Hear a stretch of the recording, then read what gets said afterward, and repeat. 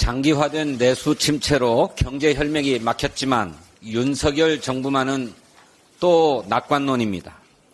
한국개발연구원은 수출 호조에도 소매 판매와 건설 투자의 부진이 지속되는 등 내수 회복세는 가시화되지 못하고 있다고 지적했습니다. 내수 부진 진단만 지난해 12월부터 10개월째 계속되고 있습니다. 현대경제연구원 보고서에 따르면 3분기에도 수출 회복이 내수 진작으로 이어지지 않는 상황이 우리 경제의 위험 요인이 될 수 있다고 지적했습니다. 국내 경제연구기관들은 죄다 내수 부진을 걱정하는데 정부만 천하태평입니다. 최상목 부총리는 지난 8일 상반기보다는 하반기가, 하반기보다는 내년에 내수 소비 증가율이 확대될 것으로 조심스럽게 전망된다고 주장했습니다. 정부가 대책은 없이 인디언 기우제만 지내는 것은 아닌지 참으로 그 인식이 아니라기 짝이 없습니다. 지난주에 국회 행정안전위원회가 지역화폐 지원법을 통과시켰습니다. 민생회복지원특별법에 이어서 지역화폐를 활성화시켜서 내수를 진작하자 하는 법입니다. 국민의힘도 이 법의 처리를 위한 표결에 동참했습니다. 표결에까지 참여하고서도 국민의힘은 강행 처리했다 이러면서 민생 공통공약 추진을 위한 여야 정책위 의장 회동을 일방적으로 취소했습니다. 이것이 한동훈 대표가 전쟁 중에도 밥은 먹어야 한다 했던 입장입니까? 국민의힘은 지금이라도 민생입법 협의에 나설 것을 촉구합니다. 민주당은 당대표 회담에서 합의된 여야 민생 공통공약 협의기구 구성을 위해서 지속적으로 노력하겠습니다. 하지만 협의기구 구성이 끝내 불발되더라도 여야 당대표가 합의했던 주요 민생 법안들은 차질 없이 처리해 나가겠습니다.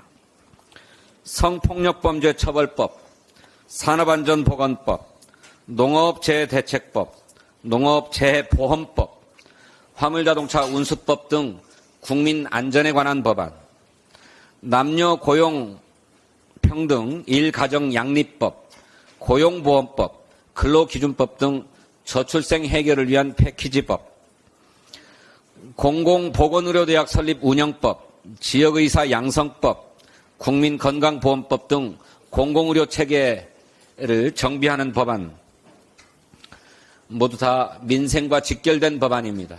반드시 처리하겠다 하는 다짐의 말씀을 드립니다.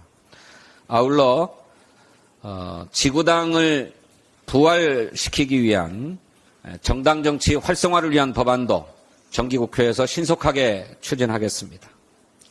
민생위기 극복이 국회에 최우선하는 임무입니다. 국민의힘의 전향적인 동참을 촉구합니다. 광노현 전 서울시 교육감이 10월에 치러질 서울시 교육감 보궐선거에 다시 출마할 뜻을 밝혔습니다. 당신으로서야 지난 법원의 판결이 억울할 수도 있겠습니다만 이번 출마는 시민의 상식선에서 볼 때 여러모로 적절하지 않습니다. 곽 전 교육감은 우리 교육을 검찰 권력으로부터 지키는 선거라 이렇게 강조했습니다.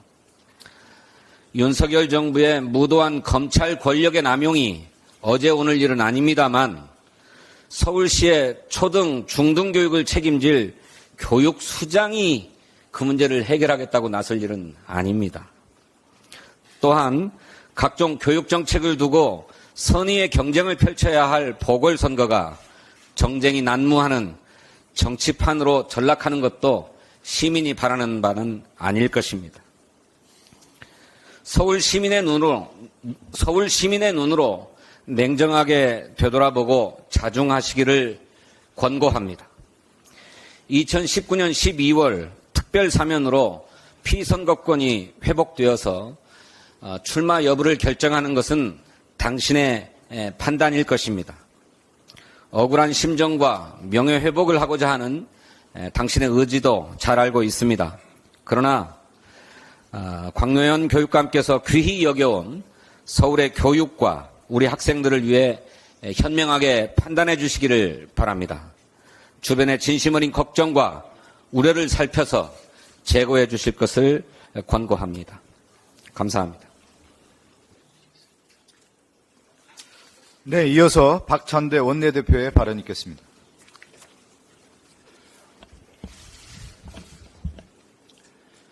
김건희 여사는 언제까지 침묵을 유지할 작정입니까?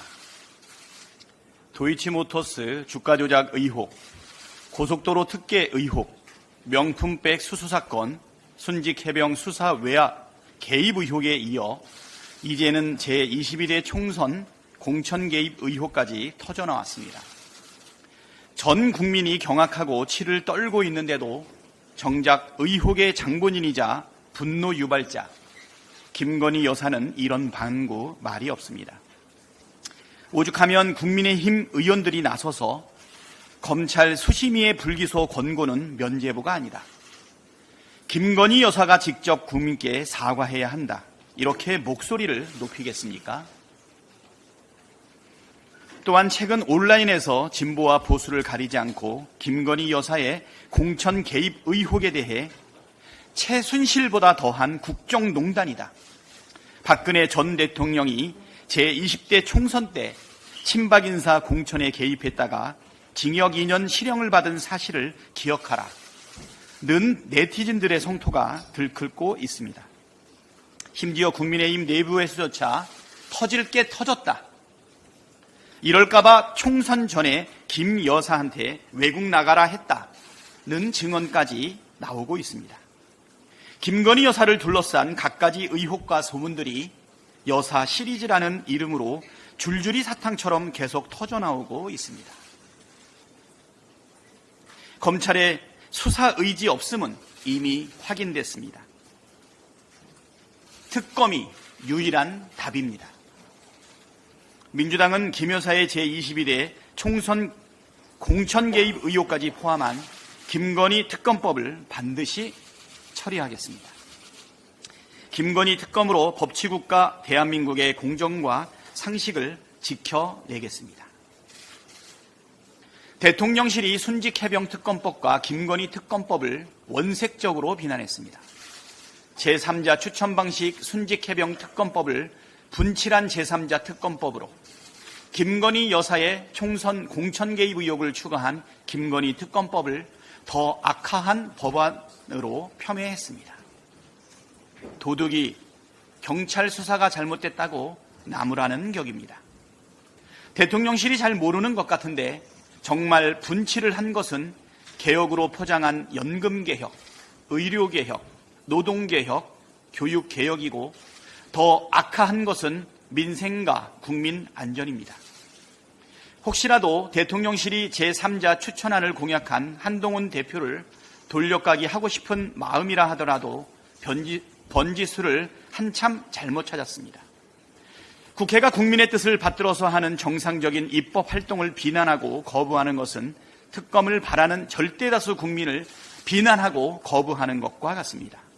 민심을 거부하면서 국민과 싸우는 권력은 결국 망한다는 것이 역사의 교훈입니다.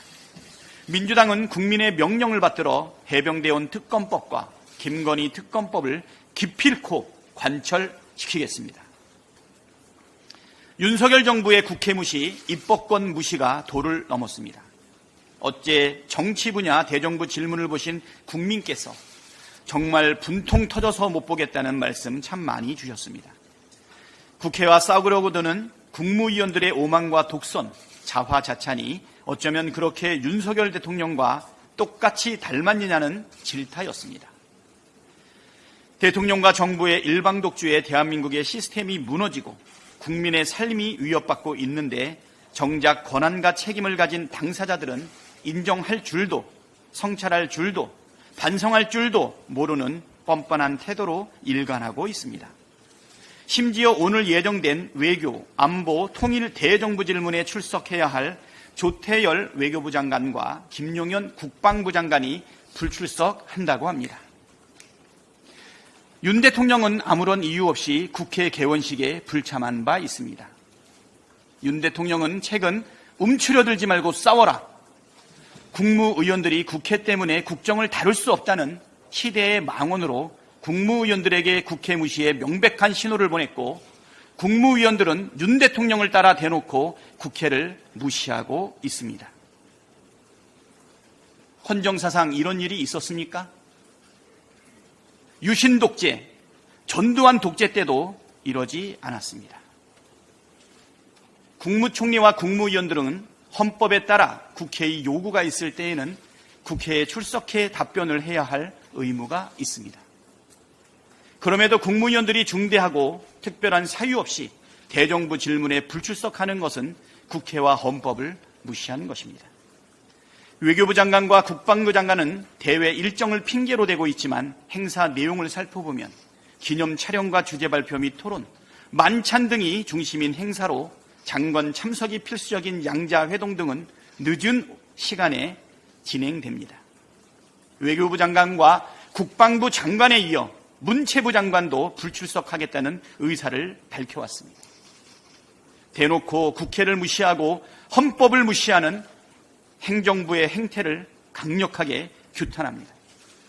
삼권 분립의 헌법 정신을 정면으로 도전하는 행위이자 민주주의 파괴 행위라는 점을 분명히 인식하고 오늘 국회에 출석해 헌법상 의무를 다할 것을 강력하게 촉구합니다. 만일 국회를 무시하면서 불출석을 고집할 경우 이에 따른 책임을 반드시 묻겠습니다. 이상입니다.